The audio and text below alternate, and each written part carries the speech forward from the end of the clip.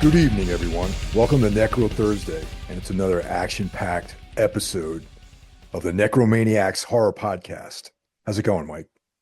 It is going well, and as you just heard Mr. Hill say, it's the Necromaniacs podcast, a Mike and Mike joint. I was just checking out the before we hit record on this and before we connected, I was actually listening to your Nosferatu episode, Mike. Oh yeah, man. I can't wait to see that movie again, actually. Yeah, I was contemplating going to see it again in a theater. But I don't know. I may just kind of wait and watch it in the home setting, you know. But where do you think that's going to land? Do you think it's at A24? Like I forget exactly who's behind it. That's a good question, actually. I'm surprised we didn't know the answer to that last week. Yeah, yeah. I mean, if that's the case, it may actually land on Max, which would be cool. But I mean, it's still in theaters, so I guess I would imagine we're a good couple of months away from a streaming home, huh? Yeah, it's not actually A24. Oh, okay, okay, Yeah, okay. so it's some other production company. It's like a couple different production companies involved. It's Hmm. Maiden Voyage, Studio 8, Birch Hill Road Entertainment, distributed by Okay. Focus and Universal. So yeah. Oh, if it's Universal, it may not end up on Max actually. So, Uh, all right. So I guess we'll see. We'll see. I I'm bummed that it's not an A24 because like I know like for the Lighthouse they did this like really killer edition with a book and all this other stuff, and I hope that they do something like that for Nosferatu. I know Carl was telling me that there's a cut that's like longer, like a longer cut that's going Hmm. to get released, and this is one of those movies where I definitely want to see a long cut. You know what I mean? Yeah, I'd like to see what didn't make it to the final version. Again, I enjoyed the hell out of it, and I know you and Jeff did. Oh So yeah, yeah, man. Great, yeah. great fucking movie. It's like But so much exactly what I like. You know what I mean? right, exactly. I need to get around to watching the 70s one again, and then Yeah. of course the OG, Oh yeah. Yep. been a minute for both of those. Yeah, actually, me and Carl Hikara did a Nosferatu episode on Soul Knox, sort of ahead of the release of Eggers' film. So I recently rewatched the 78 and the original, the 1922 version. Oh, nice. Very Yeah. cool. But yeah, we're, holding it down here in the New York, New Jersey area. Apparently this weekend, we're going to get a bunch of snow, I hear, Mr. Hill. I've heard the same. And Yeah. yeah, I will be, if all goes well, returning to the Empire State later this year. So keep that Oh, keep that in mind. okay. Interesting. Yeah. Interesting. A little clue there. A little hint. Yep. That's right. Awesome. Awesome. But yeah, it's good time to watch horror movies if it's snowy weather or cold weather. And as we will get into for this episode movie is I would kind of file it as winter horror. Oh yeah. Certainly, it begins in the winter and kind of stays in the cold months. Would you Oh say? yeah. Yeah, it definitely has that sort of Mhm. vibe to it. Before we get going though, let's shout out the rest of the guys. So kicking everything off every other Monday, we've got Horror Wolf 666 brought to you by Brandon Legion. That's right. And then hopefully making his return very soon. We have on Tuesdays into the necrosphere with Jackie Smith. I imagine he will be back from his vacation soon, huh? Back from holiday, as they say over there. Yes, from holiday. I know. Back from holiday. It sounds so like refined and nice, back from holiday, right? That's We right. say vacation here in America, vacation. Whereas 98% of us don't even actually take a vacation, right? That's Dude, I can't even remember the last vacation I actually had. Honestly, I can't. It's like, a couple of days off where you don't go on an actual vacation, i.e., is vacation. Well, in Europe, those motherfuckers go away like all summer long, man. Every year, I know, or it's like Europeans a like month. they like disappear, man, and you can't get in touch with anybody over there. very jealous. Just a hint of jealousy for the Europeans. But yes, returning very soon, the greatest metal podcast in the land, into the necrosphere on Wednesday. We have Mike Hill's own Everything Went Black. Right, Mike? Yeah, it's coming up every Wednesday. Um, this past week, great episode. I've been sort of formulating, talking to Cliff Sargent for a while. Mhm. Really stoked on that one. Really cool guy. And if you want to watch like a sick YouTube channel that's focused around literature, definitely check out Better Than Food. It's on YouTube, hosted by Cliff Sargent. Good guy. I like that title, Better Than Food. Yeah, man. Cool shit. On Thursday, kids, you have the Necromaniacs podcast, which you're listening to right now and should be subscribing to and telling a friend, relative, loved one about. What about Actually, Friday? we forgot to mention Wednesday and Thursdays being double shots. Oh, they Um, are double shots. Yep. Yeah, On yeah. Wednesday, we get episodes of Iblis Manifestations, and on Mm, Thursday we also get a first of two weekly episodes by Carl Haikara's Soul Knocks. And then Friday, well, what comes up on Friday, Mike? Spitball Media with John Draper. Um, yeah, I didn't get the chance to catch their best of episode. I mean, I know what it is because, John and I have regular conversations quite often, as my actual brother. So I didn't get the chance to listen to the episode, but yeah, it's always a fun one. Yes, make sure you are subscribed to the wonderful Spitball Media. Saturday, take a break, enjoy this winter weather, catch up on some books, some movies, some comic books, maybe. But what about Sunday, Mike? Sunday, the Sinister Minister returns with Soul Mhm. Knox, and that's for all things dark, esoteric, macabre, that sort of thing. And Carl and I are full on doing our Darkness Weaves collaboration. We just wrapped up Bloodstone, the first Kane novel. And this, of course, is a exploration of the work of Carl Edward Wagner, an author that you need to check out if you're into dark fantasy, sword and sorcery, as well as horror. And we're moving on to the next Kane novel, which I believe is Darkness Weaves. So ironically, it's the title of the show is the same as the title of the book that we're going to be talking about. Oh, excellent. And there you have it, kids. The Yeah. horsemen of the podcasting apocalypse. We've got your whole week wrapped up. Please subscribe to all of these wonderful shows. I understand we do have a phone call this week, huh? Yeah, before we get into that though, I just want to say rest in peace, David Lynch, man. That's anyone who's been aware on the internet has seen that the Mm, great David Lynch has left this mortal coil. And it was I had heard that he was suffering from emphysema, and yeah. so that it was not good news as well. And did not come as it didn't come out of left field. Like I knew that he had poor health. So but it Yeah. really was kind of a shock to hear that he passed.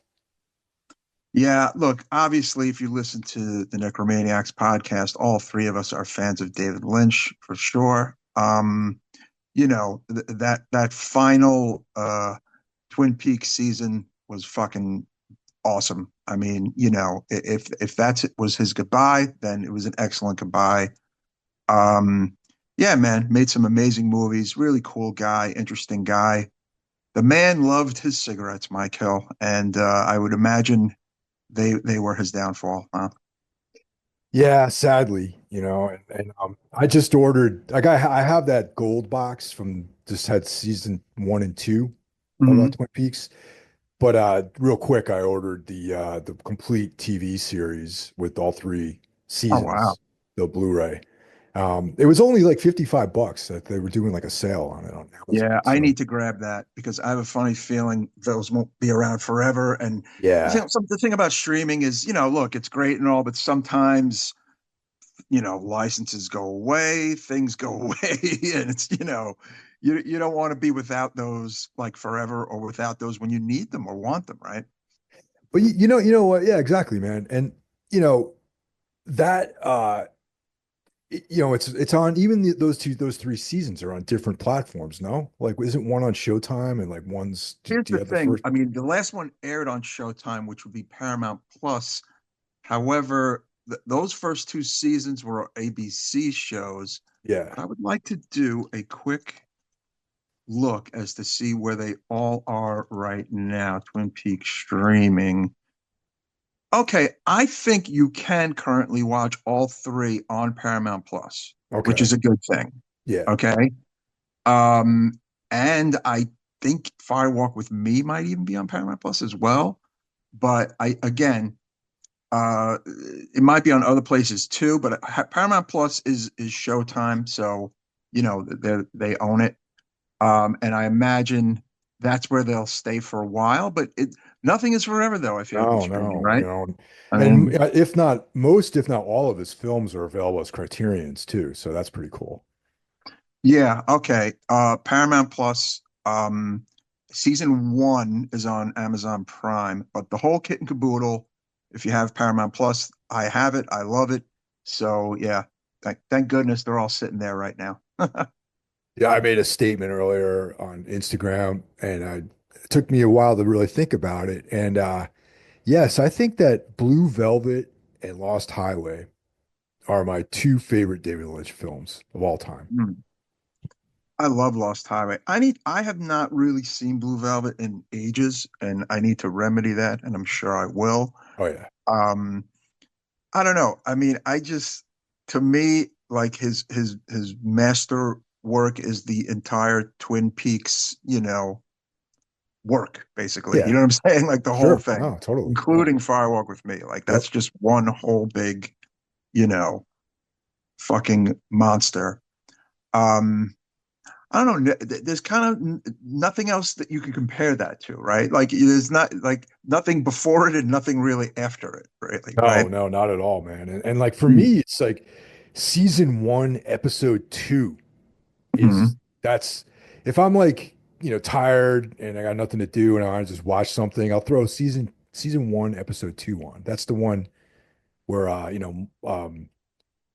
the end there's like that whole dream sequence with the little guy, and all that. He's Mm. dancing at the end. Like Yes. Cooper has he has that dream, and we see Mike and all that, and it's just so good, man. Mm. Yeah. They don't make dudes like that, pretty often. And I don't know. It's sad. Like we're gonna knock on wood, live to see a lot of the great directors pass, Yeah. and irreplaceable people, really. I th I think this evening I might treat myself to a black coffee and blueberry pie Ah, yes. in honor of David Lynch. I think I'm going to walk up to the diner and get something like that You get later. some at the diner. Yeah. Kyle Yeah. McLaughlin made some really nice posts too about David Lynch just pretty much changing his life, just Oh plucking him yeah. up and just really like, you know, if it was for David Lynch, he wouldn't have a career, basically, he said. And that's. Yeah, he's been yeah, Yeah. yeah. He was in Blue Mm. Velvet, Twin Peaks, Dune. Dune. Yeah, Dune. Yeah. It's like, yeah, Dune was his thing. Yeah, it was his yeah. fucking, debut really. So yeah, man, rest in peaks. Rest in peaks. You like that, huh? Mm. My own words. Have you Yeah. seen anything cool? Have I seen anything cool? I've been reading Quentin Tarantino's Cinema Speculation, which I got as a Christmas gift from Stella. And it's interesting. A lot of it, I mean, well, the gist of it is about the movies Quentin saw with his mom and like stepdad or mom's boyfriend, and particularly in the very late 60s, beginning of the 70s. And a lot of these were just rated R movies, and Quentin was a very young man. And as I'm reading it, I'm like, in my head, this is very reminiscent of my dad being separated at the time, taking a very young Michael Scandalo to tons of R-rated movies. Yeah. Like Oh yeah. just 10 years that removed, like 10, 11 years later. And I'm thinking of it in the same way, and the impact a lot of those R-rated movies had on me, you know? Yeah, I think that you and I both had early exposure to R-rated films and our parents, which is like Yes. that's kind of an interesting thing, which I don't think goes on so much these days. No, I mean, like he's talking about seeing Joe, you know, the movie, you know, Oh yeah, a movie we've talked about here on the podcast as like a kid and remembering everything about it because it was such a fucking wild, dark, and crazy, fucked up movie, you know, as like a sure. child with his mom. I mean, that must have been a trip, obviously. Yeah, no, absolutely, man. Yeah. Yeah, yeah. But checking that out, and I've been back on the comic book bandwagon. Talked a bit about it before we hit record. Yeah, DC is, I feel like, on an upward trajectory with their comics. I'm really enjoying this Absolute Batman, which has sold, I don't know, it's almost 500,000 copies Damn. in 2024, which has been the biggest comic for not just DC, but just for comics in a while. It's gone into almost like five printings, I believe. They're up to issue 4 with that. I'm all caught up. And also reading Absolute Superman, which is also very cool. And the book I'm enjoying the most again is Nightwing.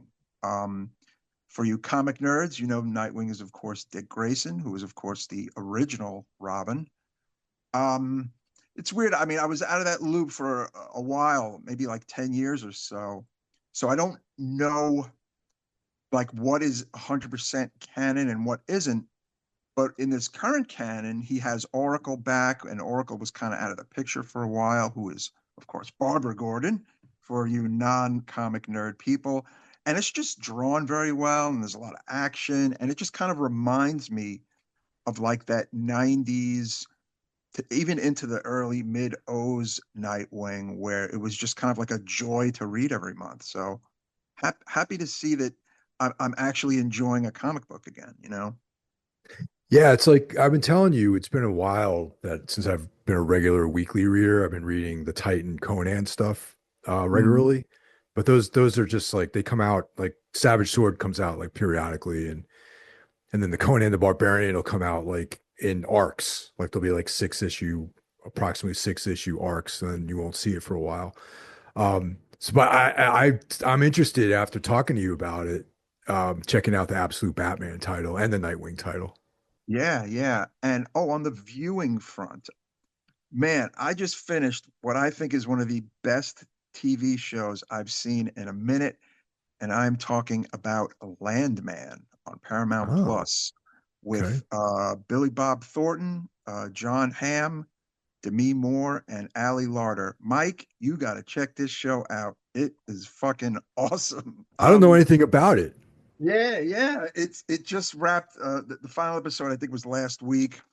You know, I don't know. Maybe Paramount Plus didn't do a good job promoting it, which is a damn shame. But a lot of people on my Facebook have been talking about it, and I see it on Instagram. But if you like Billy Bob Thornton, this might be one of the best things like he's ever done. Honestly, like it's about Texas oil people, oil rig workers, the oil Okay. owners, the people who, you know, John Hamm is like the man in charge, like the big wig, and Demi Moore is his wife. But do you remember Ali Larter, the blonde actress from like the 90s? Well, now she's, you know, she's getting up there, but she just plays this incredible ex-wife of Billy Bob Thornton. She's extremely sexy. I mean, Oh, the show is very sexy, but it's also very gritty and dramatic, and also can be very funny at times. But literally one of my favorite things in a bit, Landman. You got to check it out, Mike. Great job. yeah, it sounds interesting. Like I said, I had never even heard of it. So Ooh, yeah, that's a shame. it's yeah, so that's good to know. I mean, I'm always looking for cool stuff to watch. Yeah, different. It's fun. It's a lot of fun, but again, it gets dramatic and it has, of course, funny moments. You know, set in the modern day about an oil company and what it's like to work on an oil rig and how, you know, it gets dangerous and It's a wild show, man. Couldn't recommend it to you or the listeners enough. So that's what I've been catching up on, and I'm catching up on the Dexter Original Sin, which is the flashback Dexter to 1991. Plus, it's you know I'm liking it a lot, but I can see why some people may not like it that much. But So I what's the have to deal with say that? I Like I like it. saw an ad for it, but I don't know what the hell what is it all about? Like what's is it new episodes that are like what is it? Tell me. Okay, yeah, it's brand new. It's new episodes, new actors, the whole nine. But it's basically a 20-year-old Dexter when he is an intern at the police station. And it's the clothing and the music and the references. It's very early 90s. And it shows him his first kill, how he Oh. became to be a serial killer, how his dad was, knew about it and how it helped him and all this and that. Um, but it's weird. They have kept all of the characters from the original Dexter, only they're younger. Like Masuka is younger, and like it's like everybody's younger, and it's just really kind of wild how they do it. They just have younger actors playing them. Um, but yeah, I like it. I think the guy who plays Dexter, I can't think of his name, like really nails the character, like big time. Um, and Huh. then from what I understand, after this season airs this coming summer, there's going to be brand new, Dexter proper set in the modern day episodes coming as well. Yeah, but like Original Sin is the 90s, yeah. but Dexter was killed like at the end of the Ah, last. well, Showtime has decided that Dexter is their Game of Thrones, and Oh. which it is, let's be honest. So, nope, he's not dead. He's Oh, coming back. okay. He's coming back. Yes. So Because I don't know. I like Michael C. Cole. I like Michael C. Yeah, Hall as no, Dexter. He's he's good. fucking awesome, man. Yeah. And I love that they've built this whole empire around him and the show. And, you know, but the original Sin, there's like a young Batista, a young, Deborah Deborah. Morgan. Yeah, no, it's everybody, just kind of young versions. Um, for Dad, Harry Morgan, instead of James Remar, they got what's his name? Oh, from God, what the hell's his name? Give me a second. I don't know why they couldn't get Remar, but they don't have him. What the fuck is his name? Christian Slater. Yeah, he Oh, plays. okay. All right. Yeah, That's they kind of look alike in some ways, I guess. yeah. I can see But there's that. young Batista, young Masuka, young LaGuerta. It's interesting. So, What and about Micah Hall young narrates the Deborah? show. Young Deborah? Yes. Okay, Yep. There's good. a I young like her. sister. Yeah. I'm enjoying it. It's fun. Dexter Original Sin on Paramount Plus, which is also where Landman is on, and which is where your Twin Peaks is on. So apparently, I'm the a commercial for Paramount Plus today. Yeah. I checked out a movie called Red Rooms that's on Shutter right now. It's a Canadian film. Yes. Very, very good. Excellent, as a matter of fact. It's Mm. slow, mostly dialogue. Uh, the subject matter is super dark. It's uh it's about this guy who made snuff films, and there's these dark web things called red rooms where people can watch live murder essentially. So Oh wow. yeah, it has to do with like serial killer sort of stuff like that. It's mostly about the trial, and then just it also touches on an interesting topic, which is like these women who are attracted to serial killers. You know how like you always read about like some dude, serial killer guy having all these like groupies and whatnot. Mm. So there's a little bit of that too. And just very, very intense, like downbeat, sullen movie. And I really, really enjoyed it. And it's on Shutter, so you can check it out right now. Yeah, brother John Draper told me to watch it, and I feel like I'd heard a little about it before it hit Shutter. So yeah, I'm definitely going to watch that. Looks like it's going to be a cool viewing. There's Um, a couple other things I want to watch. Where there's the new season of Severance is finally dropping, and on Apple Mhm. Plus. And then there's that new Wolfman movie with Chris Abbott, which has been getting sort of like lukewarm response, but it looks like something I would really, really enjoy. Yeah, I want to check that out. You know what's funny? Around Christmas time, they dropped a bunch of these British like TV ghost Oh movie yeah. kind of Hmm. things. Yes, and Yeah, those are great. I gotta check those out. I think there's like a bunch, like five of them or something. I don't know, Yeah. maybe even six. Did you watch any of those? I've seen some of those in the Hmm. past, not recently, but I've some of those have been things that have been around for a while that I've seen. Yeah, they're I would say maybe I've seen two or three of those. Okay, cool. Yeah, gonna put that on my list too. No, good winter viewing as well, I would say, right? Yeah, totally. But yeah, so I believe we have a phone call. We have two calls from the same Hmm. guy. Of Ah, course, excellent. Yes. yeah, so we got Tavis from Pittsburgh, our first caller of the year. Hmm. Hey guys, Taves from Pittsburgh calling in. Hope everybody's off to a good start, 2025. I'm enjoying the show. This is a good rundown. Cool to hear Brandon on there as well. Um, haven't checked out Nosferatu yet, but it's on the agenda.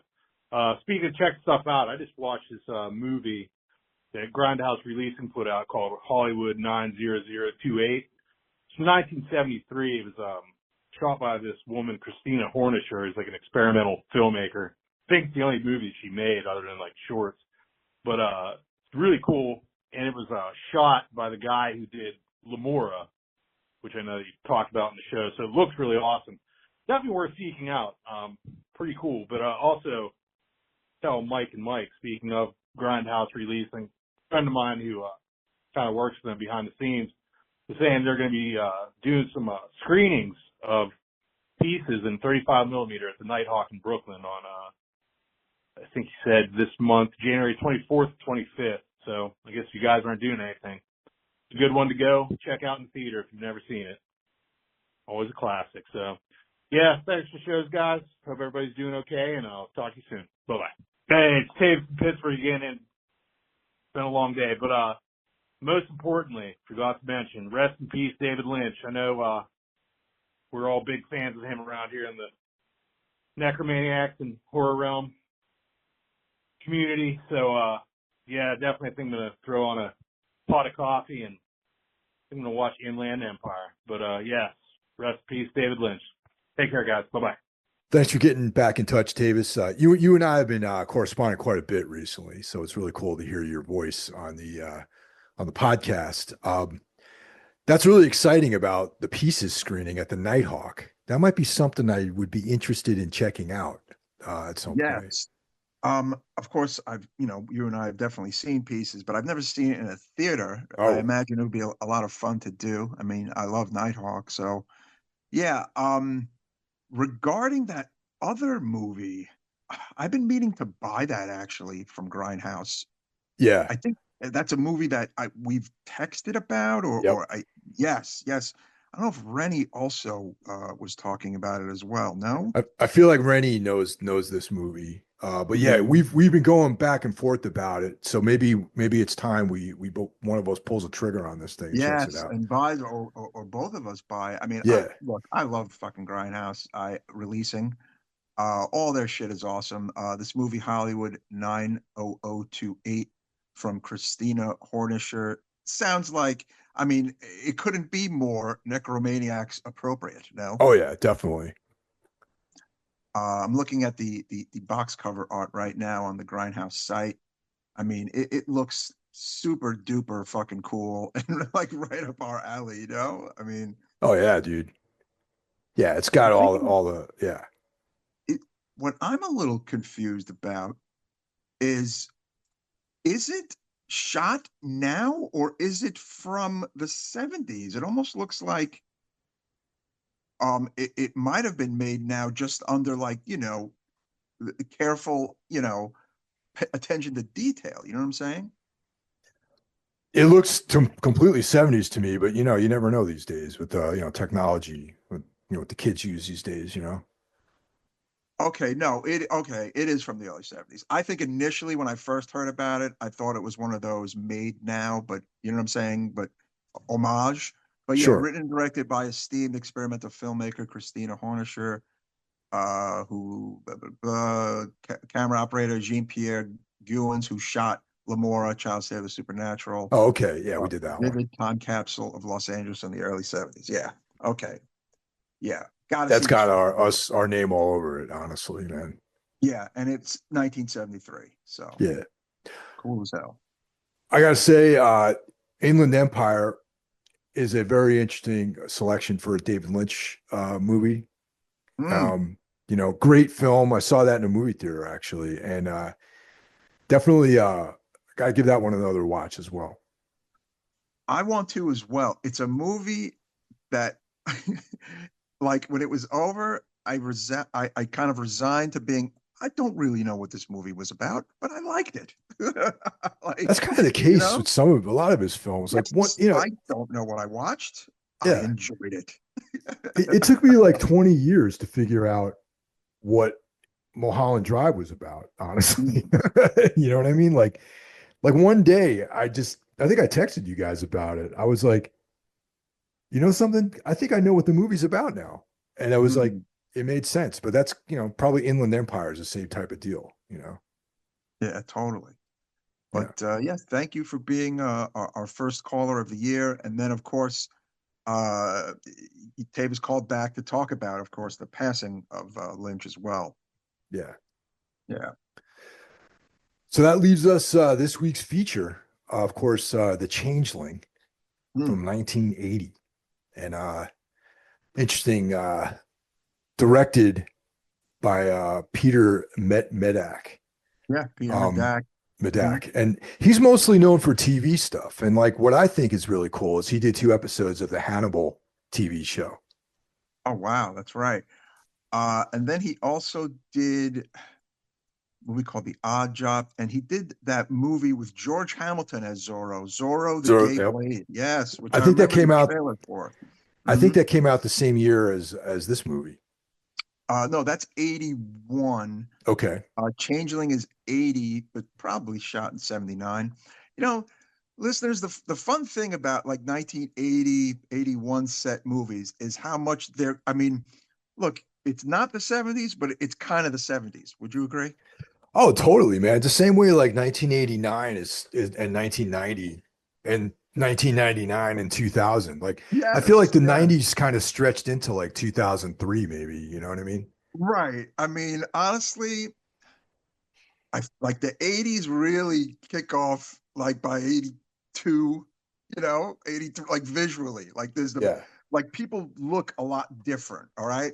right. But and the 90s to me really kick off in the grunge era in the late 91. Like, you know what I'm saying? Like Exactly. in 90 and 91, hair metal is still very popular. You know what I'm saying? Yeah, no, totally. And it's a different vibe. It's a different vibe by the time you get to September, October, November, December of 91.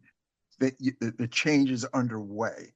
Um, and I absolutely love 70s horror movies and I love early 80s horror movies. So of course this movie was a joy to watch.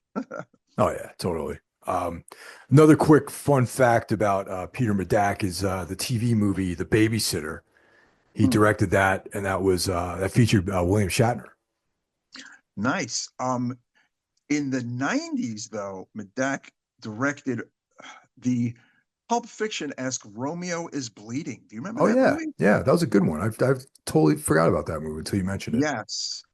And he did a movie that a bunch of people like. I think I only saw it once as a younger lad. The Craze, Mike. The Oh movie The yeah, Craze. yeah, about the And two brothers, the British criminal masterminds, I guess, right? yes, with Gary and Martin Kemp from Spandau Ballet. Yes. Right, right. Hmm. The screenplay for this was written by Russell Ellis Hunter. So that's another production note here about that. Hmm. The movie clocks in a little bit on the long side, especially for 1980, at 107 minutes, which back then is a little bit long, no? Yeah, I think so. Of note about Russell Hunter is that this screenplay was based on experiences he actually had while living in a Henry Treat Rogers mansion in Denver, Colorado, in the late '60s. He was served as a co-writer of the film, so kind of semi-true-ish story here, That's at least the interesting, haunted man. side. Yeah, Yeah, I remember reading about that, and I was just like, wow, that's pretty cool, actually. yeah. I mean, if you're gonna write a ghost horror movie, it's probably hits it home better if, oh yeah, some of this actually happened to me, right? That, makes the movie better. Now this features veteran actor George C. Scott in the leading role as John Russell. And Yes. he's what can you say about George C. Scott? The guy's like a class act. He's a Hmm. very distinguished actor, I would say. And we love him from Exorcist 3, which is one of Hmm. our Necromaniac's favorite films, I would say. Yes, he is Necromaniac's royalty, George C. Scott. The Changeling, Firestarter, Hardcore, Exorcist 3, a lot of really cool movies. Of course, Patton, Yep, George Richard when he Patton. came to, yes, playing Patton in 1970 when he kind of helped, put him on the map. Um, yeah, if you haven't seen these movies, you got to check these movies out.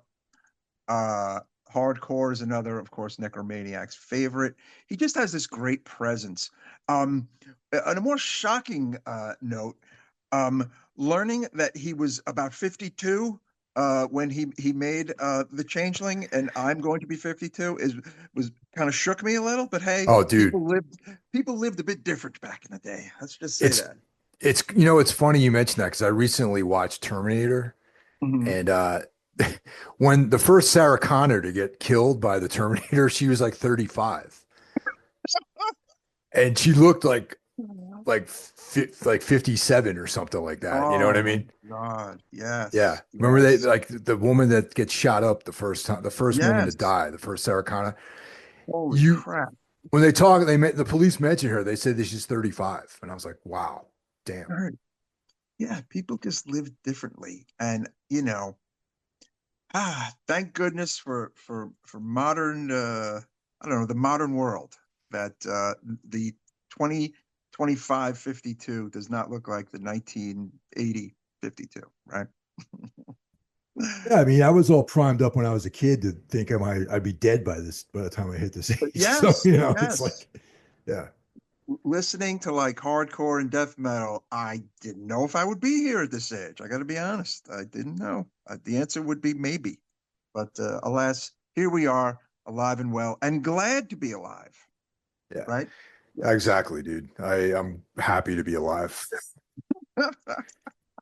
Um, the rest of the, definitely a good cast. Everyone, this is an incredibly well acted film, I have to say. So we got Trish Van Devere as Claire Norman, Mhm, Melvin Douglas as Senator Joseph Carmichael, mhm. John Colicos as DeWitt, uh, Jean Marsh as Joanna Russell, Barry Morris as Dr. Pemberton.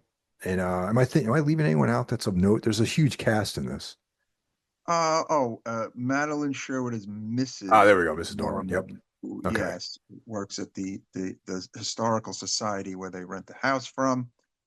Uh, she kind of gives George C. Scott some guff, you know.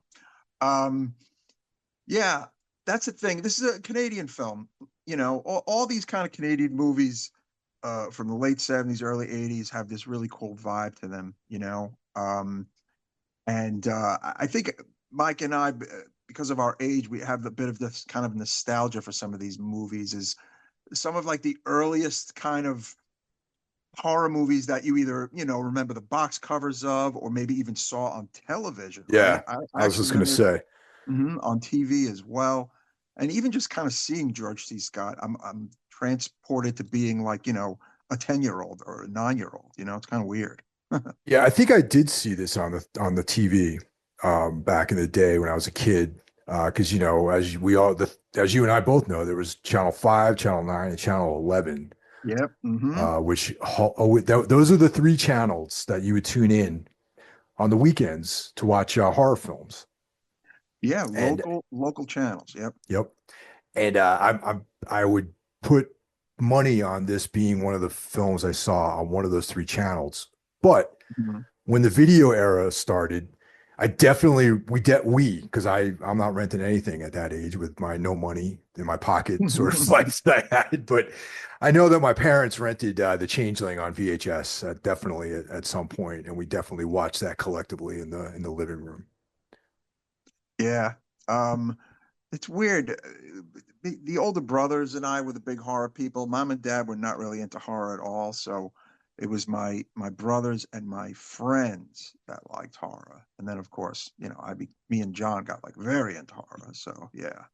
Yeah. Um, My mother's always been a huge horror fan to this day still. She reads horror books and everything. So that's so great. I love that. I love hearing about the stories about, watching these movies with your mom and going to see them. It's so cool. totally. Yeah, very cool. My dad, it was the sex comedies. Your mom, it was the horror movies. My dad liked, the Eddie Murphy films, the Yeah. stuff of that ilk, you know. But fun times in the 80s. Um, so yeah, George C. Scott plays John Russell, a New York City composer. And this movie is very memorable in particular for its opening scene where he's, in the snow and his car's stuck. He's got his wife and his young daughter. And well, folks, since this movie is 40 something years old, we're gonna have spoilers for this episode, and they are mowed down by in a car accident on the side of the road. They're killed by a truck, right, Mike? Yeah.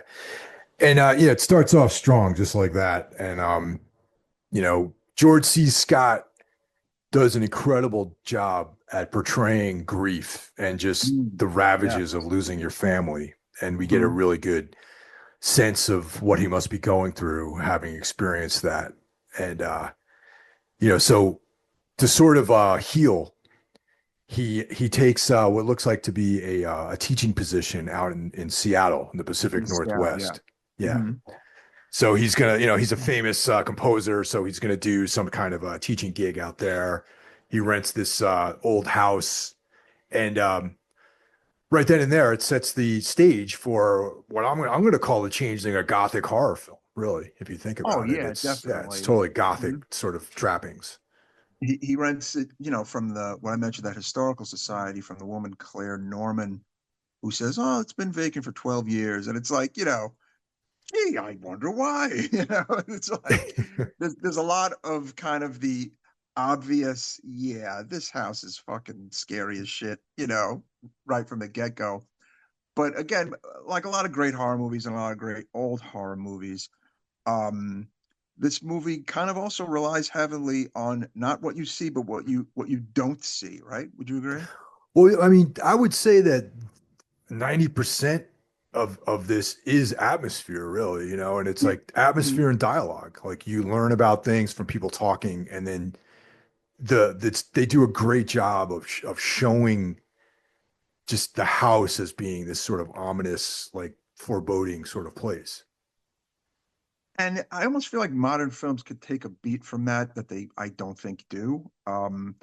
Sometimes some nice long shots or shots of empty, weird, creepy house can be extremely effective. It doesn't have to be 8 million jump cuts and jump scares, and you know what I'm saying. I don't know. It was just a lot about mood back then. I feel like, and that can be missing from certain movies now. Some movies actually do manage to have it, I think, but I think that's what helps make these movies special. But it's not all mood and atmosphere. We do actually get to see early on a vision of the apparition of the boy drowning in the bathtub, right? Yeah, we get these glimpses of what sort of happened in the past, but it's not really clear exactly Hmm. the backstory. Now, what's interesting about this too, it's I think that uh John Russell's loss of his family Hmm. made him like particularly open to receiving this kind of thing. Him Yeah. having lost his whole entire family, like his son and all these things in the tragic accident, and him just like ruminating out there in this like empty house. Yes, there's like a presence there, but I think that his sensitivity to it is brought out by the recent loss. Yeah, I think it came to him for that. I mean, the house is vacant for 12 years. I mean, it'd been sitting there for way longer than that. The house is from the early 1900s, and it's like 1979 in the time of the movie. But no, I think you're 100% right. His life and history and his grief made him susceptible to hearing the noises, and then he of course investigates the house. He finds locked up, you know, boarded closet that leads to a hidden attic bedroom, uh, where there's like that, that tub and the cobwebs and wheelchair and, a lot of the haunted house ghost trappings, right? Yeah. Now, one of the thing that has always creeped me out the most about this movie, and it's a really kind of subtle thing, is, he's a composer, so he's working on music, and he comes up with this like theme, like these like few notes, this like line for a piece that he's working on, which turns out to be the same melody that's in the music box that he finds in the hidden Yes. room. No, that was very creepy. Again, I that's probably a part of the, susceptibility and it, it, the house kind of, what's the word? Like transforming his musical talents, right? Or, Yeah, invading yeah. his musical talents. Yeah, because it's interesting because when I've written a few songs in my time, you know what I mean? And it's just like you wonder where some of the shit comes from sometimes. With me, it's obvious, I'm listening to like Slayer and like Black Sabbath and stuff like that. And it's like, oh yeah, cool. I could trace all those songs back to shit that was written already. So, whatever. Mm. But but when Russell's character is like, a composer, he's working on in a broader palette of ideas. And Mhm. this melody box, like this music box, came out of the ether into his consciousness, and then it got reduced into his hands. And he wrote this piece on the piano. And I always found that to be really creepy and just very unsettling. Oh no, for sure. And George C. Scott, I don't know, he's like a perfect actor for this. He wears things on his face as an Yes. actor, right? Oh, His yeah. face is very much a part of how he acts and how he expresses himself. He never really looks happy, like ever. You notice that about George C. Scott? Yeah, he Like, always looks like pretty fucking miserable, actually. And also, yeah. has George C. Scott ever been a young man? No, actually, I don't think so. When he was playing Patton, he was a younger dude, and he looked like an older dude even then. Like, yeah, it's kind of wild, right? Yeah, I mean, So fun. I brought up some stuff on online here, and even when he's like young, right? Like when he's like dark haired, black and Mhm.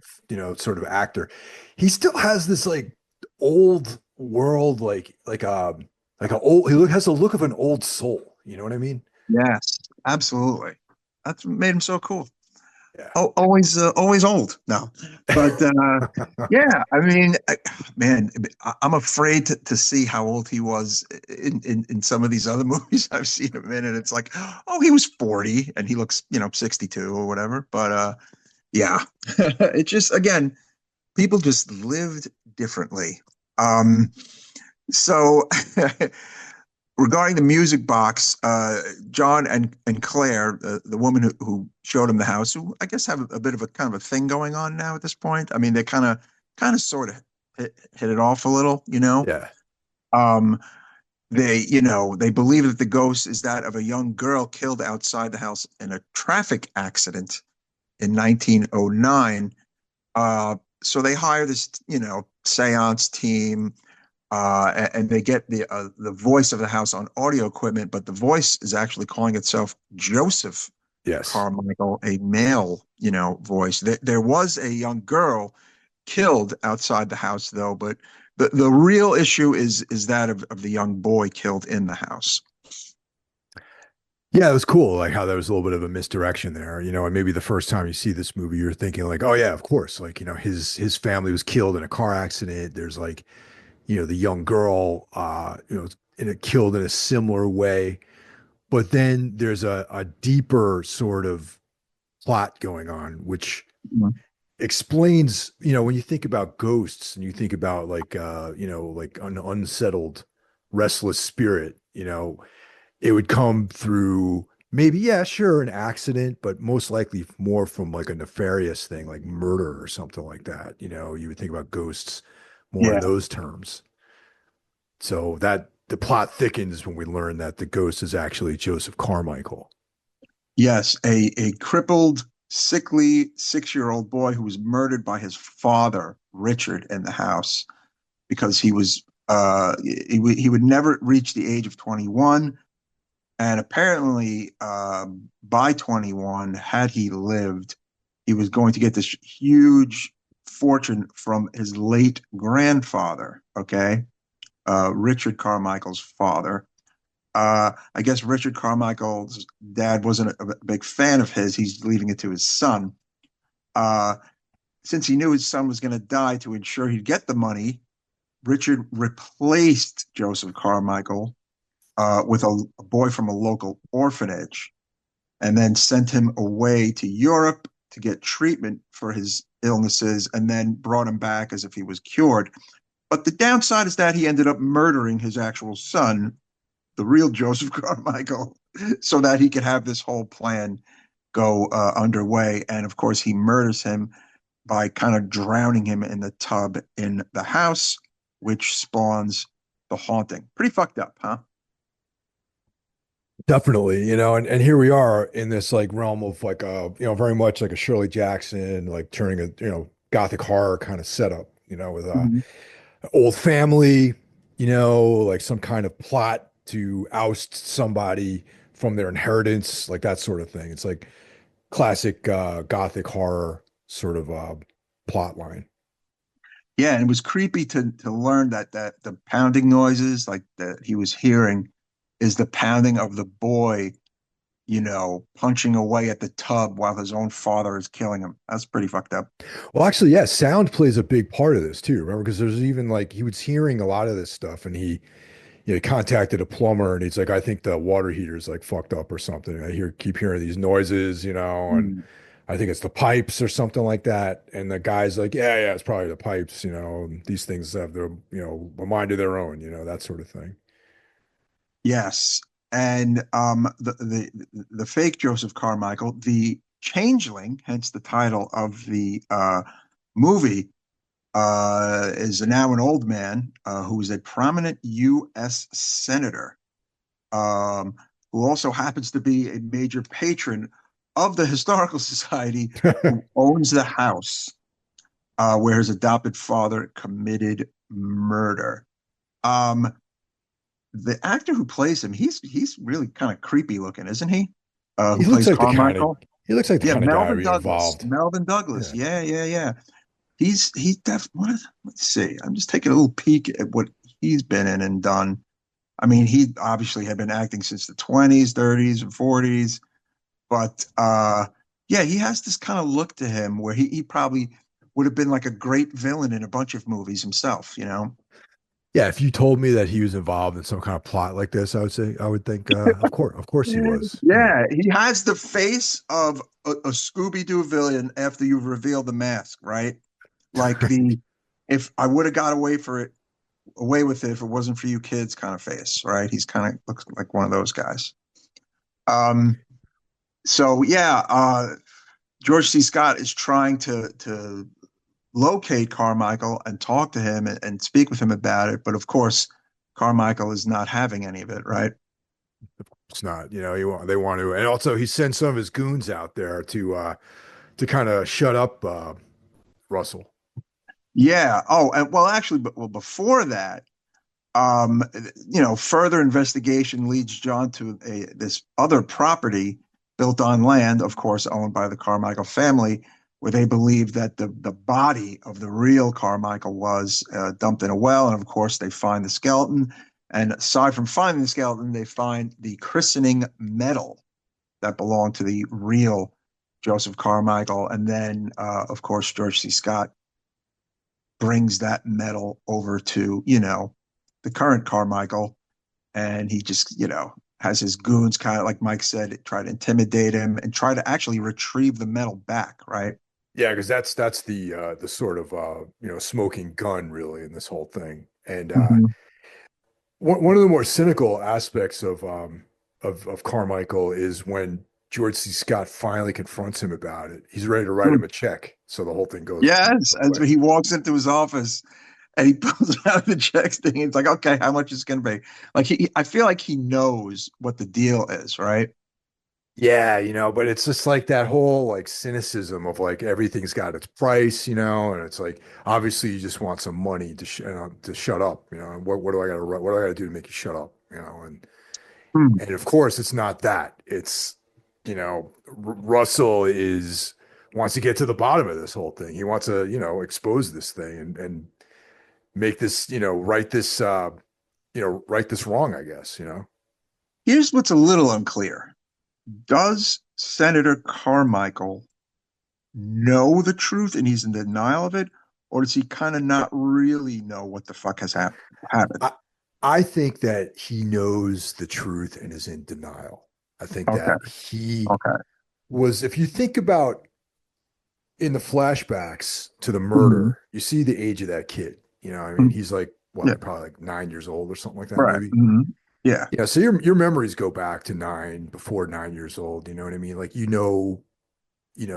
would know at nine Yes. that you were not Yes. that you If you were came from somewhere adopted. else. Yeah, Yeah, you're right. You're yeah. right. You're It's not. not like it's not like he was an infant and they switched him out. You know what I mean? Which is If he was. actually that's actually what a changeling is. It's like it's a creature that they kidnap the baby and they put the changeling there. So that's a clever use of the title, I think. But Yeah. Yeah. the it's but this guy actually was a little bit more older of a kid, so he understood. But you get brought into that life. You go to Europe. You're being educated in a certain way. You're Mm. you're becoming accustomed to that lifestyle, and Hmm. those memories. Maybe my memory's a little foggy on all this stuff. You know what I mean? Maybe I really am this guy, this Joseph guy. Okay. It's six. Now, here's the thing. Six is a little different from nine. This You is true. may not remember that you're adopted and went to Europe and came home. Like you may not remember. I actually do have some memories of Yeah, 1979 being six. I do remember it. Maybe not everybody does, but I think you know what? I'm gonna land on you're right. I You would think that know. like at Right, 6 years right. old, Yeah, like I six. have Yeah. memories of my parents, my mom from Hmm. being like when I was like an infant. You know what I mean? Like Mm. if you spent the first 6 years of your life in an orphanage, I think that you would know that. I think that you might and this is the thing. It's like he's probably like there's a delusional element to this thing where it's like, Mhm. you know, did that, in his own mind, he's probably questioning it, but he deep down knows that he's not the true heir. Right, right. So George C. Scott, John Russell, confronts him. He shows him the medal. He tells him all the stuff. He gives him the audio tapes of the voice and everything. And then he leaves the house, and like Carmichael starts having these visions. The house starts to shake, and then we actually get to see the full flashback of the real Joseph Carmichael being murdered. And it's kind of a pretty sick scene. The Carmichael Manor, catches fire, and you get to see like this senator, kind of like this ghost version of the senator, walking up the Yeah. stairs to the burning house. That was a really cool scene. And fake Carmichael suffers this fatal heart attack, and it's just kind of this big dramatic 70s horror movie ending, right? Yeah, it was great, and it just really told this story, which was like I said, very much like a gothic story, where the consequences of actions sort of get reconciled by the end of the story. Yeah, and the house burns to the ground.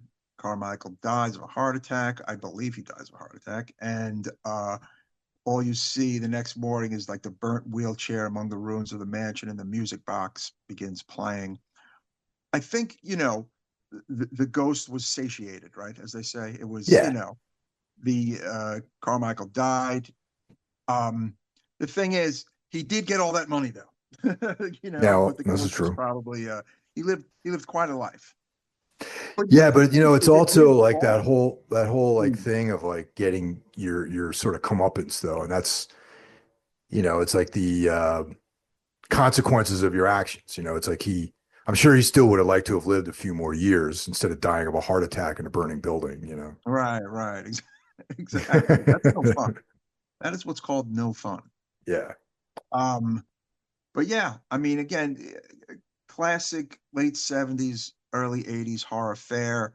The movie did well upon release. Um, Let me see something here. Yeah, the budget was 6 million. It made 12 million at the box office, which is nice. I mean, in 1980 money, it's certainly not chump change.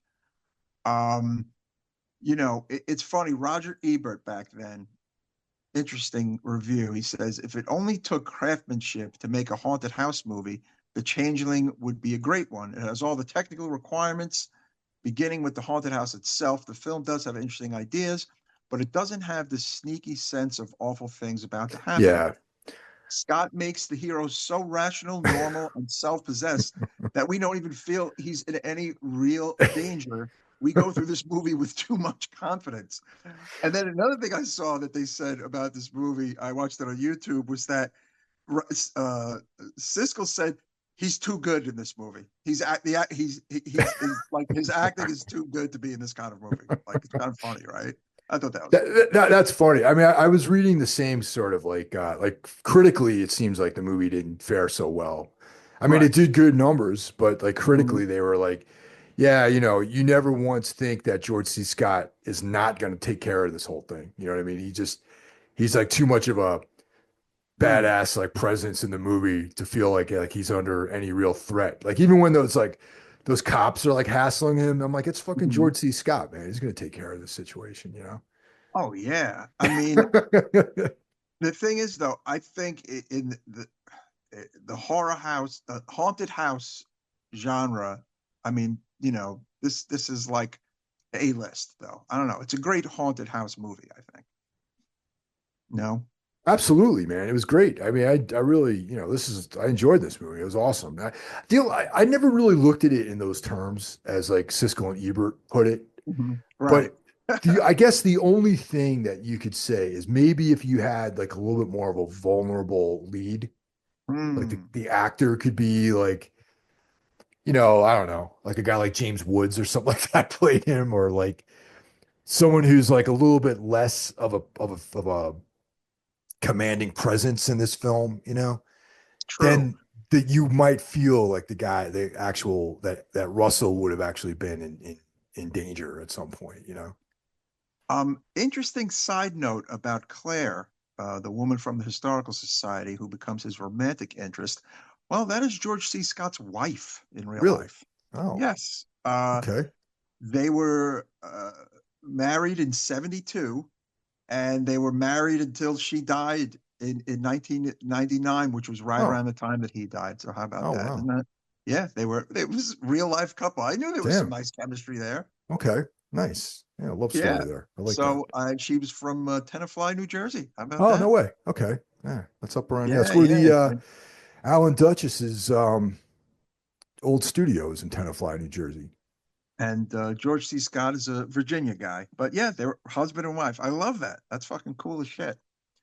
Right on. Um, Totally. Yeah, look, if you haven't seen this movie, it's a classic. See this fucking movie. What would you rate it on a Necro scale? I would give it a 4.5 out of 5.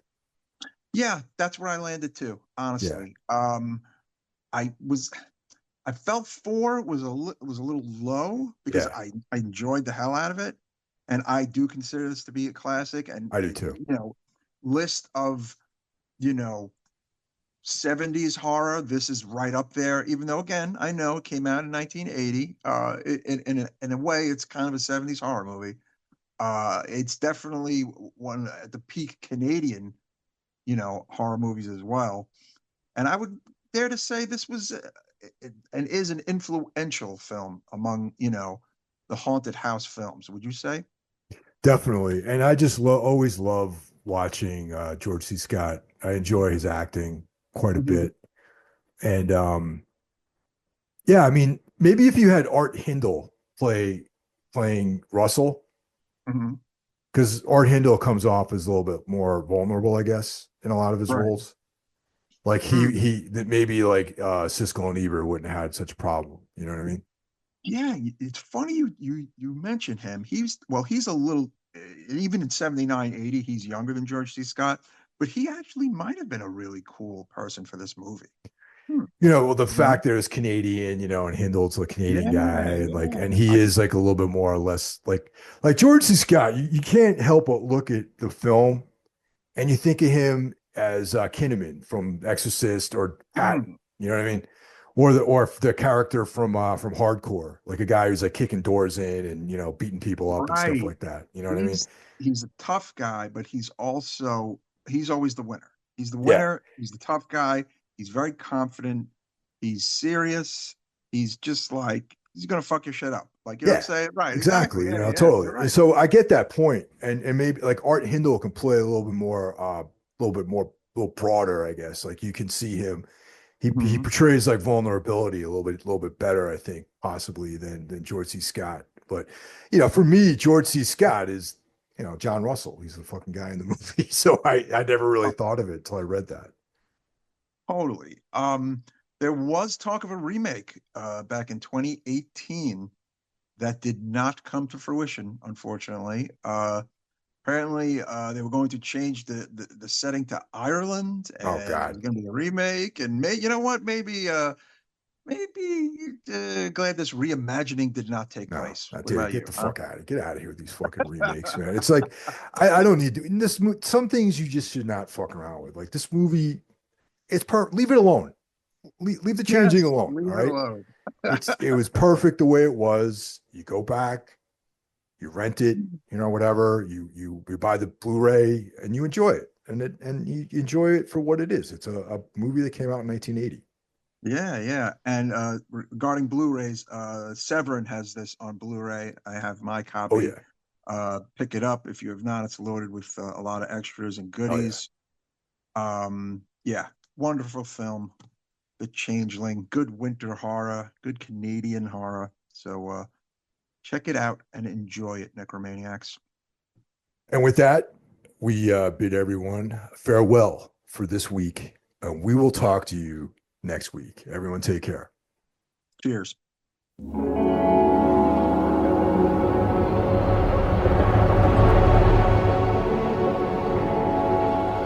True love's flame burns so bright. It's love's delight. Oh,